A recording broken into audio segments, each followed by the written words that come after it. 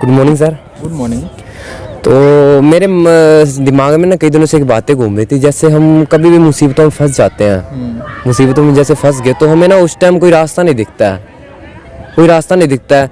तो ऐसा क्या करें सर जी हम उस मुसीबतों से बाहर आ सकें? यानी मुसीबतों में फंस जाते हैं, उस मुसीबत से हम बाहर कैसे निकले? देखो ये जो मुसीबतें होती है ना, हमें लगता है कि हम मुसीबतों में फंस गए हैं, बट कहीं ना कहीं ये मुसीबतें ही आगे चल के और मुश्किलें ना आ जाए हमारे जीवन में, उनसे बाहर निकलना सिखाती है।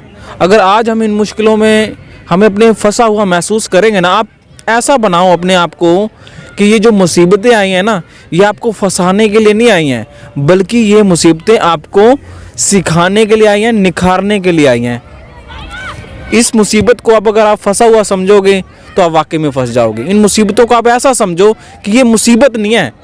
जैसे आप स्कूल में जाते तो हमारे पास क्वेश्चन पेपर आता था, तो अगर क्वेश्चन पेपर को हम अगर फंसा हुआ समझे, मुश्किल समझे, अगर वो क्वेश्चंस ना हो ना, तो हमारी ज़िंदगी में जो जवाब हैं वो नहीं आएंगे। तो आज आपके पास अगर मुसीबत आई है तो मुसीबत वो सवाल है आपकी ज़िंदगी का।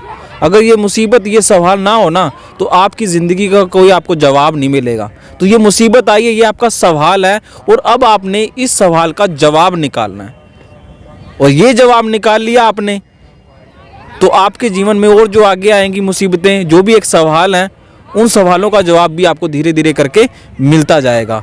और जो आप क्वेश्चन पेपर में जो जवाब देते थे वो तो आप पढ़ के लिख देते थे, बट इस मुसीबत के जो सवाल हैं, इसका जवाब निकालने के लिए आपको अपने अंदर को खोजना पड़ेगा, अपने अंदर को निखारना पड़ेगा, अपने आप से लड़ना पड़ेगा, अपने आप से लड़कर अपने आप का दोस्त बनना पड़ेगा।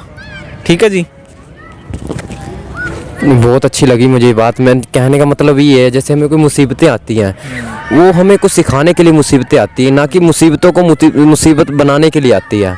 यानी हम इस दुनिया में जी रहे हैं ना, तो कहीं ना कहीं भगवान हमें ऐसी मुसीबतें दे रहे हैं। वो मुसीबतें इसलिए दे रहे हैं ताकि वो इंसान उस चीज़ को देखकर सीखे कि दोबारा ये तेरे साथ नहीं होगा, यानी सीखने के लिए। या आपने अच्छी बोले, हम स्कूल जाते थे, क्वेश्चन पेपर आता था, कई सवाल हमें नहीं आते थे, तो वो सीखने के लिए होता था। नहीं आ रहा है तेरे को, क्यों नहीं आ रहा है, रीज़न है मुझे क्यों नहीं आ रहा है। तो ये हमारी लाइफ के रिलेटेड है। जब हमें कोई मुसीबतें आती हैं तो उससे परेशान नहीं होना चाहिए, उससे परेशान नहीं होना चाहिए, यानी उसका सोल्यूशन ढूंढना चाहिए।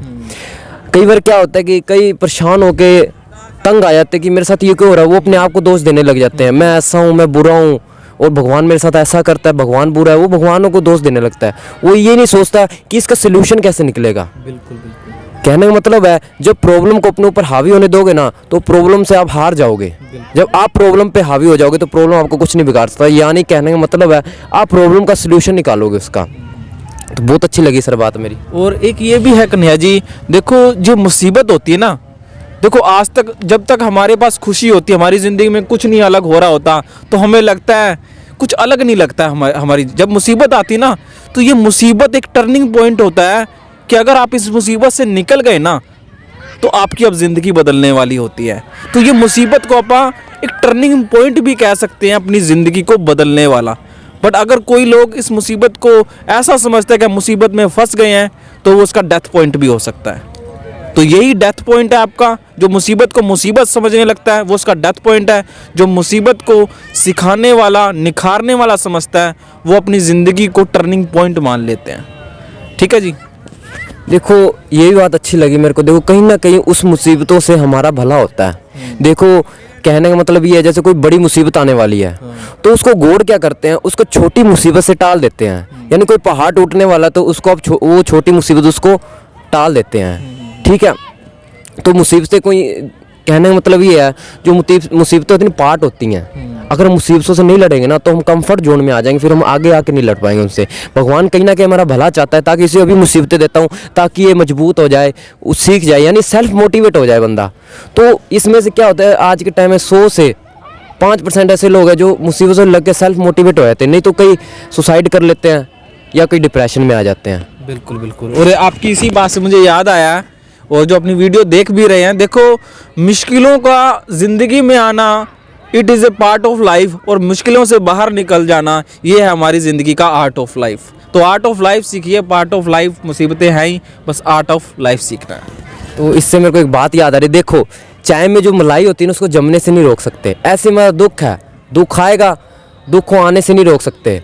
ऐसे चाय की मलाई जैसे हम फूंक मारते, ऐसे दुख को फूंक मारो और पी जाओ। Very ये good, बात very है। तो thank you so much. Okay जी, ओके, थैंक यू।